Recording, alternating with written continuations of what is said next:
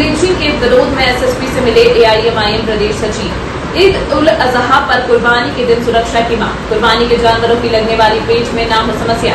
AIMIM के प्रदेश सचिव ने त्योहारों पर सुरक्षा की मांग। और आज एसएसपी ऑफिस पहुंचे हैं, क्या मामला किस लिए है? मैं शादाब चौहान एमआईएम का प्रदेश सचिव हूं और मेरे साथ फ़हीम चौधरी साहब जो जिलाध्यक्ष हैं हमारे, उनके साथ हम लोगों ने कप्तान साहब से मुलाकात की है और 2-3 विषयों से हमने उनको अवगत कराया है। एक तो जो अलीगढ़ में दर्दनाक वाक़या हुआ, मॉब लिंचिंग की घटना हुई, उसको लेकर।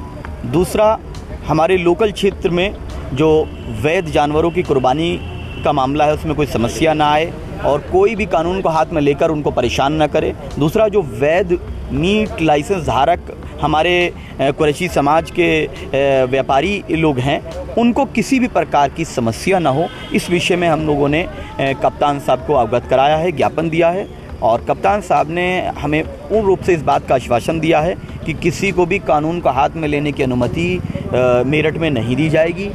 एवं ईद के त्यौहार के अवसर पर जो वैध जानवर हैं उसमें लाने ले जाने में, कुर्बानी में किसी भी प्रकार की कोई समस्या, जो पहले से रीति रिवाज चलता आया है उसमें कोई समस्या नहीं होगी। अगर कोई व्यवधान उत्पन्न करने का कार्य करेगा तो उस पर तत्काल कानूनी कार्रवाई की जाएगी। अलीगढ़ घटना हुई, किसकी लापरवाही सामने आई? देखिए, उसमें कहीं ना कहीं कानून व्यवस्था का नाकामी है और कुछ गुंडों को ये लगता है कि कानून से वो बड़े हो चुके हैं, उनको कानून का डर नहीं है।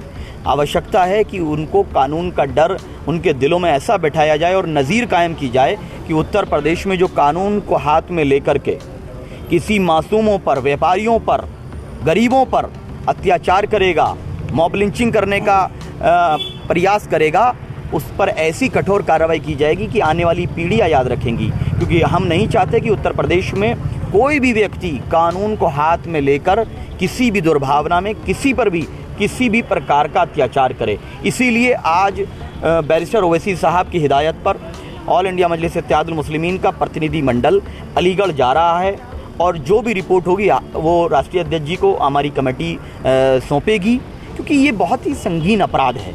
इसीलिए हम लोग तो हमेशा से मानव सुरक्षा कानून की मांग करते आए हैं, ह्यूमन प्रोटेक्शन एक्ट की मांग करते आए हैं कि इस प्रकार की मॉब लिंचिंग मॉबोक्रेसी बन जाएगी। हम डेमोक्रेसी में रहते हैं, मॉबोक्रेसी में नहीं रहते हैं।